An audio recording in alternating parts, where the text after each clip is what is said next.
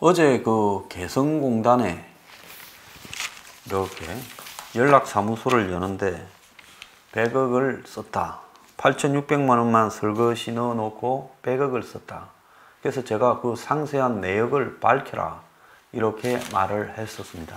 국회에서도 세부 내역을 공개하라 이야기를 했고, 처음에 그 건물 전체를 지을 때 80억 들었는데 어떻게 리모델링이 100억이 들어갈 수 있냐 이런 이야기도 나왔고, 제 뉴스 브리핑에 인테리어 전문가라는 분들, 큰 건물들을 하신 분들이 그 전체 면적 4,400평방미터가 넘는 그 면적을 다 이렇게 인테리어를 하더라도 그 가격이면 평당 710만 원이 들었는데, 평당 710만 원을 들어서 리모델링을 한다는 거는 이건 뭐 거의 초호화 어떤 주택을 할 때 아니면 그건 불가능한 이야기다. 일상적으로 한 200만 원만 해도 떡을 치고도 남는다 라고 이야기를 하고 있습니다. 그래서 국회에서도 사용 내역을 왜 못 밝히나 했는데, 이 사람들은 그냥 감리 비용이 얼마고 개보수 비용이 얼마고 무슨 뭐 이런 식으로 러프하게만 이야기를 했지 세부적으로 쓴 내역을 끝까지 밝히지 못했습니다. 공개하는 것이 부적절하다고 이야기를 하면서 어차피 국회 결산심사 때 공개될 부분이므로 숨기겠다는 의도는 아니다라고 하지만은 구체적으로 왜 어디에 썼는지를 못 공개하는 걸 보면 결국은 사후 의결이라고 이렇게 해놓고 편법을 써놓고 100억 지출해버리고 나중에 건물 리모델링 하는데 썼다고 갖다 붙이다가 걸려들었다고 봐야 됩니다. 처음에는 8,600만 원이다 해서 다 사람이 뭐 칸막이 치고 약간 개조하고 그 정도면 적절하네 이렇게 느끼게 만든 다음에 100억을 거기 썼다고 얼렁뚱땅 넘어가려다가 지금 시끄러워졌죠. 그래서 저는 이게 개성공단을 열기 위한 부분으로 뭐 개성공단을 여는데 들어가는 다른 비용 부담을 여기에 슬쩍 연락사무소에 얹었다고 봅니다. 그래서 판문점에 연락사무소를 만들든가 서울에 만들 수도 있는데 개성에다가 연락사무소를 만들었다는 게 개성공단을 열기 위한 의도와 관련이 있었고, 개성공단 연락사무소를 설치하기 위해서 기존에 있는 개성공단 사무소를 약간 개조하는데 100억이 들어갔다는 것은 개성공단을 전체를 열기 위한 명목으로 이 돈이 북측에 건네졌을 가능성이 크다고 보고 있습니다. 자, 오늘 아침에 보면 개성공단 기업인들이 북에 오라고 북한이 먼저 제안을 했다. 세 차례 방북 신청을 했을 때 대답하지 않다가 이번 주 초에 돌연 북한이 시설 점검하라고 말을 전달했다는 겁니다. 자, 이번 주 초라고 하면 22일을 전후해서 북측에서 한국에서 북측으로 문 통지문을 보내서 북이 답을 한 것도 아닌데 북측이 느닷없이 먼저 오라 이러면서 개성공단 점검을 하라 했다는 겁니다. 자, 이렇게 북측이 태도를 바꾼 부분은 이번 승인이 평양 선언과 고위급 회담을 통해 북측 기류가 바뀐 거다 이렇게 말을 흘리지만 저는 그것도 아니라고 봅니다. 다 짜고 있었죠. 문정권과 김정은이는 개성공단을 연내에 가동을 한다라는 목표를 합의했을 거라 봅니다. 그래서 그 목표를 이루기 위해 문재인이 미국에 시간 날 때마다 뭔 이야기를 했어요? 오이사 조치 해제 좀 하게 해주라. 개성공단이나 금강산 관광에 대해서 대북 제재의 유예나 면제를 시켜주라. 이런 이야기를 끊임없이 했고, 미국이 안 들으니까 이제 유엔까지 돌면서 급해가지고 북한에 대한 제재 완화를 해달라고 그거 이야기하러 유럽을 떠돌아간 겁니다. 자, 그걸 보면요. 지금 문재인과 김정은 사이에는 올해가 바뀌기 전에 종전선언으로 알박기를 한다. 그리고 금강산이나 개성공단을 열고 철도도로 착공식을 한다. 또 주한미군은 전시작전권을 넘겨받는다. 뭐 이런 것들을 수많은 내용들을 이렇게 합의를 했을 거라고 봅니다. 그런데 자, 그 올해 안에 미북 회담을 여러 차례 가지면서 종전선언하고 그러면 미국이 만족해서 제재를 풀어주고 그러면서 남북 간에 미국을 쫓아내기 위한 모든 준비를 마치고 북한에는 퍼다주는 일이 그냥 자연스럽게 이루어지도록 서로 합의가 되어 있었겠죠. 한국에는 우리를 반대할 사람이 없다. 그거 다 우리가 가면 따라 움직이게 되어 있다. 미국만 우리가 주무르게 북한 너네들이 미국을 속이는데 좀 도움을 주라. 이렇게 이야기를 했을 겁니다. 자, 그래서 문재인과 김정은이 같이 합의를 해서 중국의 시진핑에게 보고를 하고 승낙을 받아서 미국을 속이기 위한 전략을 4.27 판문점 회담을 할 때부터 또 그 판문점 회담의 내용을 애매하게 써놓고 콧말을 묘하게 찍어놔가지고 올해 안에 종전선언을 한다라는 것인지 남북미가 서로 접촉한다라는 것인지 애매하게 해놓고 넘겼다가 이제는 종전선언이라고 배째라식으로 우기고 있습니다. 자, 그러면서 미국을 특사를 보내가지고 미북 회담을 꼬드겨냈죠. 트럼프를 꼬셔서요. 트럼프만 꼬신 게 아닙니다. 미국에서는 문정인 등 미국의 싱크탱크에 한국과 관련해서 목소리를 높이는 이런 연구원들이 사람들이 좀 있죠. 헤리티지 무슨 CSIS, AI, 브루킹스 연구소, 뭐 랜드 연구소 쭉 좀 있지 않습니까? 이런 데를 전부 다 꼬드기려고 작업하고 다녔죠. 그래서 한국에서 그러는 문정인 일파들을 뭐라고 부르는가 하면 미셔너리, 즉 선교단이라고 부를 정도로 죽도록 열심히 여기저기 쑤시고 다닌 거예요. 그래서 마치 미국 안에서도 이 문재인 정권의 이런 중재 문제에 대해서 절반쯤은 비판하고 절반쯤은 찬성하는 5대5를 만들려고 했고 또 트럼프 가족이나 그 주변에도 열심히 로비를 했던 걸로 보입니다. 헨리 키신저나 중국의 앞잡이니까요. 그것도 중국도 열심히 뒤에서 지원을 했을 걸로 봅니다. 그래서 어떻게 됐겠습니까? 그런 것들을 통해 가지고 결국은 트럼프가 꼬드겨져서 북한에 만나줬지 않습니까? 북한이 아무런 선물을 안 냈는데도요. 그때 이제 미국이 5월 28일인가 판을 잠깐 깬다니까 어떻게 했습니까? 급작스럽게 판문점에서 김정은이 문재인이 둘이 만났어요. 토요일 날 저녁에. 다음날 돼서야 우리는 알았습니다. 그걸 뭘 의미하는가 하면 그 정도로 깊숙하게 서로 의견을 교류하고 문이 미국을 꼬드기는 방법에 대해서 김정은이가 상당히 신뢰를 했던 것 같아요. 김정은이는 이렇게 하겠죠. 아, 형님 좀 화내요. 네? 그 미국을 어찌 그리 잘 알고 잘 꼬드깁니까? 동생은 내만 딱 믿고 내 동생 편이지 미국 편이겠나? 나도 그 동네에서 태어난 사람과 똑같잖아. 그러니까 내만 믿고 오라고. 그래가지고 이제 둘이 찰떡궁합이 되었던 거예요. 아마 6월 12일 한국에 6월 13일 선거를 하는데 지방선거와 국회의원 자리 11개 보궐선거를 하는데 그 전날로 미북 회담을 잡았다는 것은 김정은이가 미국 측에 6월 12일 하자 했을 거고 별 생각 없는 노브레인 트럼프는 거기에 응했을 거라고.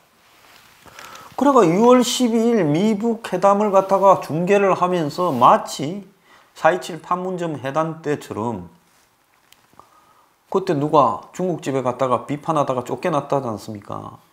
그때처럼 막 이렇게 텔레비로 떠들어대니 6월 13일 날 가볍기 그지없는 대한민국 국민의 심성에 그것이 어떻게 비춰졌겠? 선거가 애초에 제대로 될 수가 없는 거죠. 그러니까 선거에서 그냥 한국당은 박살이 나면서 그 뒤에 이제 둘이서 아마 대화를 나눴을 부분을 제가 좀 희화해서 좀 재구성을 추정을 통해 해본다면 봐라. 우리가 이겼잖냐. 네가 좀 도와줘서 고맙다. 아, 형님 뭐 미국하고 관계에서 그렇게 솜씨를 발휘하는데 내가 그거 정도는 도와줘야죠. 그 멍청한 미국 놈들은 6월 12일 날 하자니까 그날이 뭔 날인지도 모르고 그냥 응합디다. 그리고 한국의 저 보수라는 것들은 말 한마디도 못하고 그냥 맹하게 있습니다. 이래가지고 이제 그때가 꿈 같은 시절이었어요. 자, 아무리 멍청한 미국도 시스템에 의해서 움직이기 때문에 이제는 북한에다가 요구 조건들이 들어가기 시작하니까 이제 그때부터는 김정은이가 짜증을 내기 시작하죠. 아, 형님 미국 대충 해서 비핵화는 뒤로 밀고 우리하고 종전선언을 빨리 해주고 대북 제재를 풀어준다 안 했어요? 자, 문재인이 미국을 우습게 본 겁니다. 미국에 좀 통하니까 문정인 등을 풀어가 이렇게 하니까 통하니까 미국이 지금까지는 우리 하자는 대로 끌려왔다. 6, 7월 달까지는. 그래서 앞으로도 종전선언이 될 거다 곧. 그리고 북한은 풍계리니 동창리니 이런 거 쇼 좀 하고 쓸모없는 쓰레기들을 좀 폭발시키고 그리고 연병권은 해줄 듯이 슬쩍 던져서 핵신고 하지 말고 한번 해보자. 요렇게 이제 끌고 가거나 아니면 살라미로 잘라서 단계적으로 핵신고를 하든지 해보자니까 김정은이가 거부를 했어요. 살라미. 그건 뭐냐? 일단 살라미든 뭐든 신고하기 시작하면 2차 내라 3차 내라 해서 나중에 우리가 중간에 판을 깼다라고 되니 살라미도 자관 핵신고는 안 하랍니다. 자, 그러면서 그럼 핵신고 없으면 영변을 할 것처럼 해서 미리 종전선언을 미국 중간선거에 트럼프가 지금 다급해졌으니까 한번 끌어내보자. 그러다가 미국이 시간을 질질 끌면서 이제 트럼프도 살라미로 가고 있어요. 급할 거 없다. 천천히 완행으로 가자. 그러니까 이제 북한이 화가 나기 시작합니다. 형님이 하던 말하고 다르지 않냐. 아, 쟤들이 요즘 눈치를 끌겠는가. 우리 말을 잘 안 듣네. 내가 이제 유럽을 좀 돌면서 대북 제재 부분을 유엔에서 완화할 수 있도록 분위기를 좀 잡고 또 유럽 지지를 가지고 미국을 코너로 좀 몰고 교황을 북한에 한번 데리고 올게. 한번 돌아보세요. 근데 이번에 갔는데 박살이 나가왔어요. 근데 아직도 이런 남북 관계와 미북 관계가 잘 풀릴 거라고 낙관한다 그러잖아요. 이건 뭔 소리냐 하면 제가 볼 때는 미쳤습니다. 미치지 않고 낙관하고 별 문제 없이 잘 될 거다. 종전선언을 장성급에서 사인해서 일단 하고 본 사인은 오나들이 나중에 하면 된다. 제가 이런 거를 말을 하는 걸 보면서 이제는 미쳤다는 거죠. 지난번에 하긴 그런 징조가 9월 말에 미국 갔을 때 유엔 총회에 보였어요. 왜 보였느냐. 종전선언을 일단 했다가 북한이 비핵화를 안 하면 취소하면 된다. 북한은 유엔사 해체는 이런 거 주장 안 한다. 그랬는데 지금 북한이 유엔사 해체를 바로 유엔에서 주장하고 나서지 않았습니까? 그래서 지금 문 정권은 한마디로 주술 외교를 하고 주술 국정 운영을 하고 있다는 거예요. 그건 뭐냐 하면 과거의 조선의 왕들 중에 무당이나 중을 궁궐로 불러가지고 점을 치면서 했던 사람들이 많았어요. 조선이 유교 국가라 승리하게 국가라 하면서 실제 왕실에서 무당하고 점치고 중 불러서 또 주술하고 이런 왕들이 많았습니다. 지금 문정권을 바라보면서 제가 느끼는 것은 그런 조선시대의 사이비 왕들처럼 문정권 또한 주술 국가 운영을 하고 있다는 거예요. 그 주술 국가 운영이 뭐냐? 그들만의 희망사항에 빠져가지고 세상이 어떻게 흘러가는지 똥인지 오줌인지 구별을 못한다는 겁니다. 자, 지금 이런 상황에서 미국이 문정권의 냉혹한 보복을 머지않아 저는 알 거라고 준비 중이라고 생각을 합니다. 자, 지금 오늘 아침에 신문에 보면 이런 보도가 있어요. 한국이 북한과 나눈 이야기를 미국에 이야기를 하지 않고 정보 통제를 하고 있다라는 보도가 나왔어요. 자, 이 미국의 빅터 차라고 한때는 이 주한미 대사로도 내정되고 이 국무부에 관료를 하고 지금은 CSIS 석자 교수를 하고 있고 조지타운 대학 교수를 하고 있는 빅터 차가 뭐라는가 하면, 자, 한국은 미국의 북한과 했던 이야기를 70% 정도만 이야기를 하고 있다. 자, 그렇게 말을 하면서요. 문이 북한이 신고부터 지금 거부하고 있는데 첫 단계인 비핵화에 평양의 비핵화의 진정성을 확인했다. 뭐 되돌릴 수 없는 비핵화를 북한이 한다면 제재를 완화해주자. 이런 소리를 하고 있는데 미국은 문이 김정은을 제일 많이 만난 사람이라서 그렇게 문이 하는 이야기를 진지하게 받아들일 수 있겠지만은, 그래서 트럼프에게 문이 북한과 있었던 일을 진지하게 생각하면 트럼프는 그 말을 믿을 거다. 자, 트럼프는 김정은을 좋아하고 만나고 싶어 한다. 때문에 워싱턴의 관료들은 문에 다 회의적일지 몰라도 트럼프는 아닐 거다. 자, 이 빅터 차는 제가 아까 이야기한 문정인의 선교단에 좀 유혹이 된 사람이라고 생각을 하고, 그런저런 이유들 때문에 미 대사도 이렇게 문제가 있어서 안 됐던 사람입니다. 자, 그러면서 한국에서는 문과 트럼프의 케미가 약하다고 우려하는 사람이 많은데, 자, 결국 중요한 케미는 트럼프와 김정은 사이 아니냐, 이렇게 이야기를 하고 있습니다. 그러면서 한국 정부가 종전선언 평화협정에 집착하다, 최근에는 대북 제재 완화에 올인하는 이유가 뭐냐, 이렇게 이제 보니까 결국은 이 북한이 비핵화를 하지 않은 상태에서 미국과 평화협정을 맺으면 제재가 해제되는 게 아니라 그게 좀 어려울 거다라고 반 것 같다. 그래서 결국 그게 되지 않을 거다라고 생각했기 때문에 상대적으로 쉬운 걸 택한 거 아니겠느냐.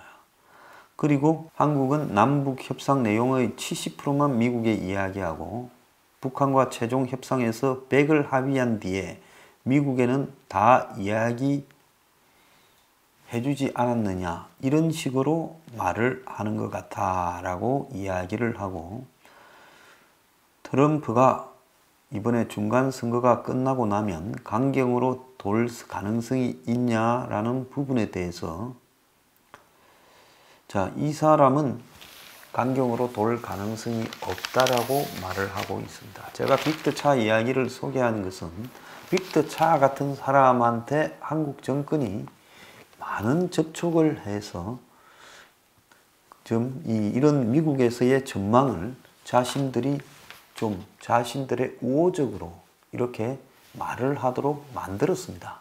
그래 놓고는 저거가 작업을 해서 미국에서 지금 이런 농객이라고 부를 수 있는 사람들이 미국 정부가 한국에 세게 대하지 않고 문재인의 그런 어떤 대북 정책들을 수용할 거다, 이렇게 작업을 해놓고 그 사람들이 그렇게 해서 하는 이야기를 가지고 이것이 마치 사실이냐, 이제 스스로가 착각하는 단계에 이르렀다고 보고 있습니다.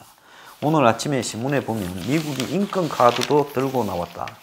그래서 유엔을 앞세워서 남북 교류가 북한의 인권에 도움이 되게 진행이 되어야 된다 라고 이야기를 하고, 미국 국무부와 유엔의 북한의 인권 보고관이 지금 북한의 인권 탄압의 책임자를 처벌해야 된다, 이렇게까지 말을 했습니다. 그러면서 남북 교류가 되어 북한 철도 공사가 되면 거기에 최저임금 문제도 제기할 수 있을 거다라고까지 이야기를 하고 있습니다.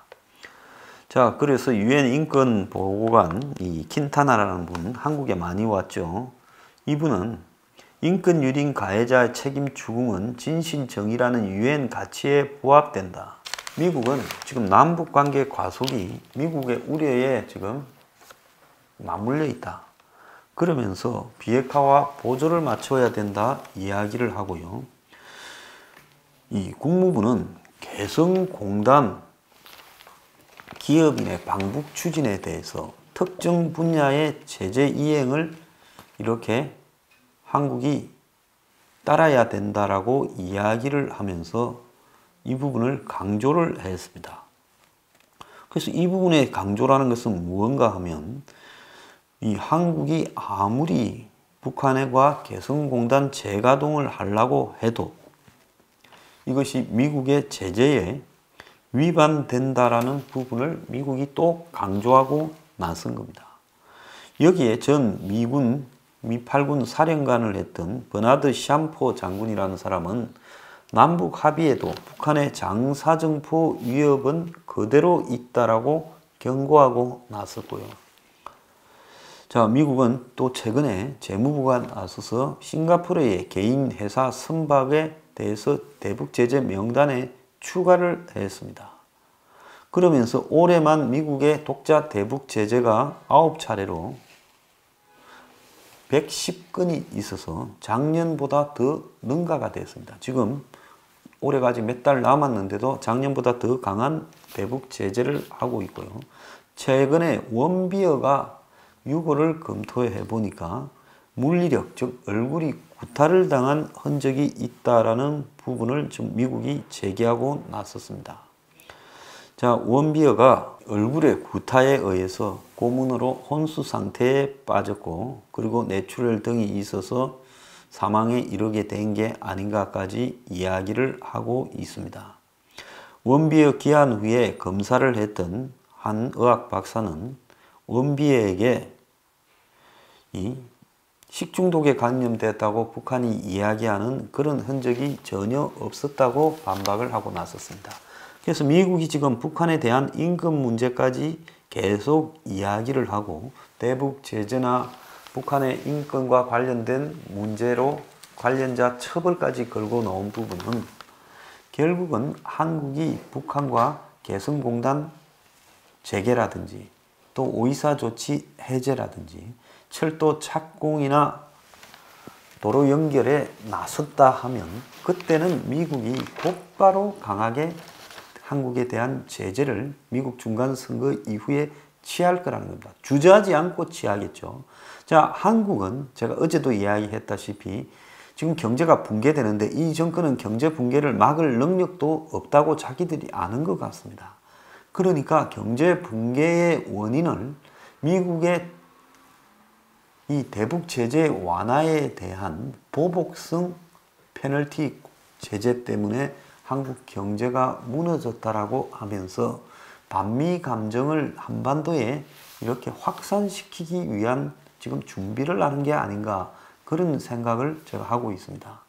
자, 이렇다고 그러면 미국이 안 할까요? 아니라고 봅니다. 미국은 원론적으로 지금 개성공단이 재개되거나 한국의 은행들이 그런 부분에 들어가서 지점을 개설하거나 금강산 관광을 재개하거나 또 철도를 착공해서 공사에 착수하거나 북한의 살림을 회복시킨다고 장비를 넣는 순간에 곧바로 가혹한 대북 제재를 대남 제재를 한국에 할 거라 보고 있습니다.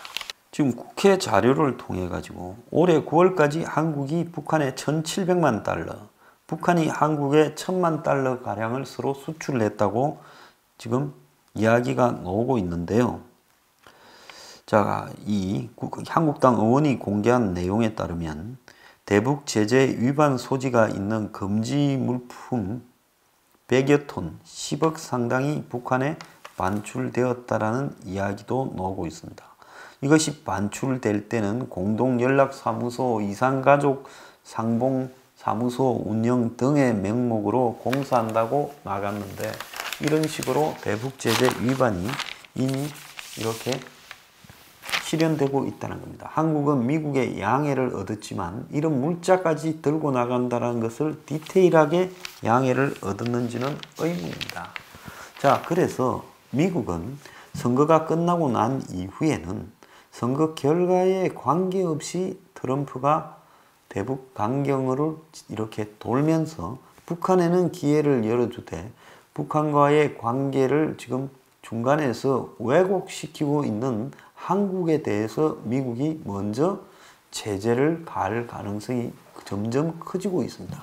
자, 그래서 문 정권이 대북 제재를 위반해서 경제 붕괴에 단초를 미국이 제기한 것처럼 이렇게 몰아간다 하더라도 미국은 그런 부분을 개의치 않고 원칙을 정해놓고 곧바로 한국에 대해서 이렇게 제재를 가할 가능성이 크다는 겁니다. 더 움직이면 제가 볼 때 제재는 100%입니다.